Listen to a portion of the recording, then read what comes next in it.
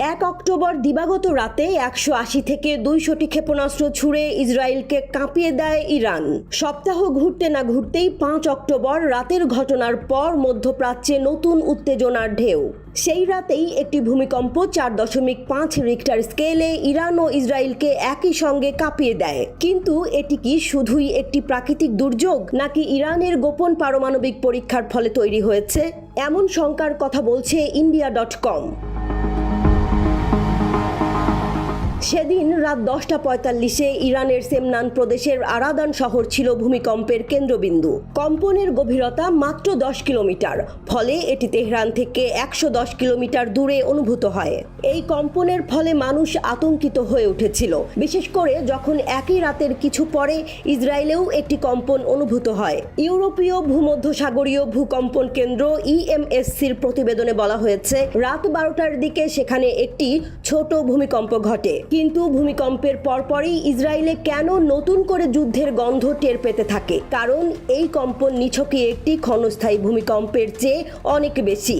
এই ভূমিকম্প কি প্রাকৃতিক ঘটনা? ভূমিকম্পের কেন্দ্রস্থল একটি পারমাণবিক গবেষণা কেন্দ্রের কাছে হওয়ায় সেই সন্দেহকে আরও গভীর করে তোলে। আন্তর্জাতিক বিশেষজ্ঞরা এই ভূমিকম্পের গভীরতা এবং অবস্থান নিয়ে ভাবছেন। এটি তাদের কাছে সন্দেহের খোরাক হয়ে দাঁড়িয়েছে।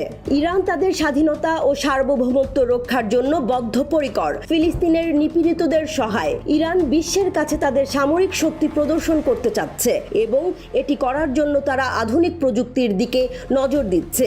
এমন পরিস্থিতিতে আন্তর্জাতিক সম্প্রদায়ের দৃষ্টি ইরানের দিকে। পশ্চিমা দেশগুলো এখন তীব্র নজর রাখছে এবং তারা ইতোমধ্যে ইরানের বিরুদ্ধে নতুন নিষেধাজ্ঞার প্রস্তুতি নিচ্ছে। তবে ইরান দৃঢ়তা নিয়ে বলছে, আমরা আমাদের সীমানা রক্ষার জন্য যা কিছু প্রয়োজন তা করতে প্রস্তুত। ইরান ও ইসরায়েলের মধ্যে চলমান উত্তেজনার মধ্যে অনেকেই এই দুই দেশের ভূমিকম্পকে ইরানের পারমাণবিক পরীক্ষার সাথে যুক্ত করতে শুরু করেছেন। অনেক রিপোর্টে বলা হচ্ছে যে এই ভূমিকম্পটি প্রকৃতপক্ষে একটি পারমাণবিক পরীক্ষার ফল হতে পারে। কিছু প্রতিবেদনে বলা হয়েছে, ইরানের ভূমিকম্পটি একটি পারমাণবিক বিদ্যুৎ কেন্দ্রের খুব কাছাকাছি ঘটেছে। তাই স্পষ্টভাবে বলা যাচ্ছে না যে এটি ভূমিকম্প নাকি পারমাণবিক পরীক্ষার কারণে হয়েছে। ইরান ও ইসরায়েলের মধ্যে উত্তেজনা বৃদ্ধি পাচ্ছে।